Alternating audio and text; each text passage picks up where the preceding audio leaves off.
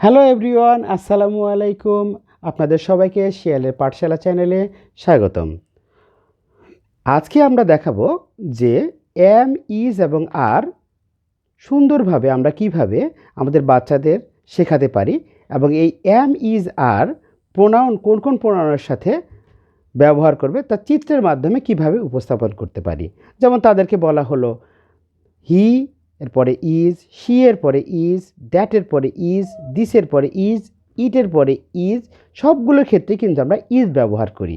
So এরকম একটি চিত্র যদি তারা বুঝতে পারে তারা অনায়াসে কিন্তু সবগুলো সাজিয়ে করতে পারবে।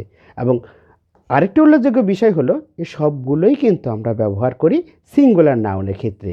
এখন প্রশ্ন করতে পারেন সিঙ্গুলার নাউন কি, যেমন বিড়াল, বয়, ট্রি, এগ, পেন, বুক, এগুলো সবই মূলত সিঙ্গুলার নাউন। এগুলোর সাথে যখন এস বা ইএস যুক্ত হয় নিয়ম অনুযায়ী গ্রামারের, তখন সেটি কিন্তু প্লুরাল নাউন হয়ে যায়। যদি আমরা আরেকটু ডিপলি দেখি, ইজের পরে আর এর ব্যবহার, যেমন you are, we are, those are, these are, they are, এই সবগুলো আর মূলত প্লুরাল নাউনের ক্ষেত্রে ব্যবহৃত হয়, যেমন ক্যাটস, এগস, ট্রিজ ইত্যাদি। So singular noun, plural noun, এখন আমরা আরেকটু ডিটেলস দেখি। যেমন আয়ের পরে সর্বদাই এম বসে। এখানে বাচ্চাদেরকে যদি আপনি বলে দেন এম আয়ের একমাত্র বন্ধু এবং এম কখনো আয় ছাড়া সে কারো পাশে বসে না। সো আই এম, এটি কখনো হি, শি, ইট অথবা উই, দে, ইউ অথবা প্লুরাল দিস, দোজ ইত্যাদির সাথে সে কখনোই বসবে না। সো আয়ের একমাত্র বন্ধু হলো এম। এবার ইজের বন্ধু কারা কারা আমরা দেখে নিতে পারি, যেমন he is, she is, it is, কোনো কিছুর নাম অথবা দিস অথবা দ্যাটের ক্ষেত্রে ইজ ব্যবহৃত হয়, বাকিটুকু is a student. We, they, you plural noun, this অথবা দোজের ক্ষেত্রে আর স্টুডেন্টস। এখানে একটা মজার বিষয় হলো যে প্লুরালের ক্ষেত্রে আর এবং তার নাউনটিও কিন্তু প্লুরাল হবে।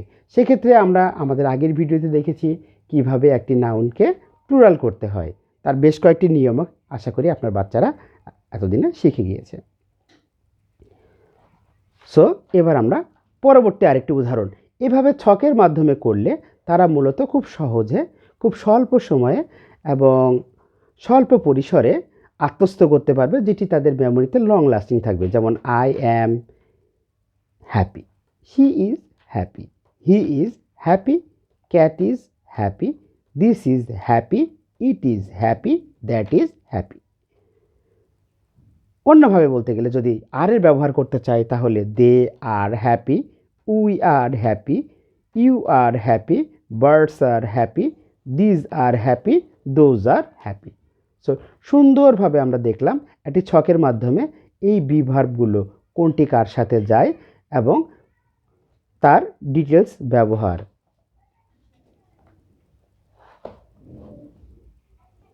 এখানে আরও কিছু উপায় যেগুলো প্রেজেন্টেশন করা যায়, বাচ্চারা যেটি পছন্দ করে, টেবুলার প্রেজেন্টেশন অথবা অ্যারো প্রেজেন্টেশন, যে কোনো প্রেজেন্টেশন।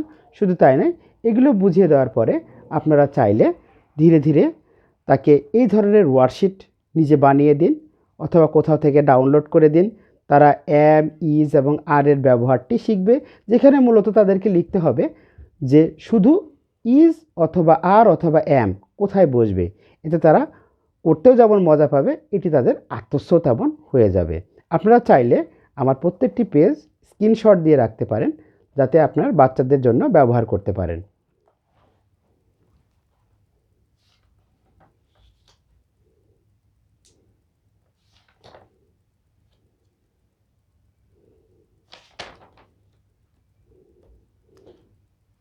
আশা করি ভিডিওটি আপনাদের ভালো লাগবে এবং এই ভিডিওটির মাধ্যমে সুন্দরভাবে আপনারা আপনাদের বাচ্চাদের শেখাতে পারবেন। আজকের মতো এখানে শেষ। ধন্যবাদ সবাইকে। আমার চ্যানেলটি লাইক, শেয়ার এবং সাবস্ক্রাইব করতে দয়া করে ভুলবেন না।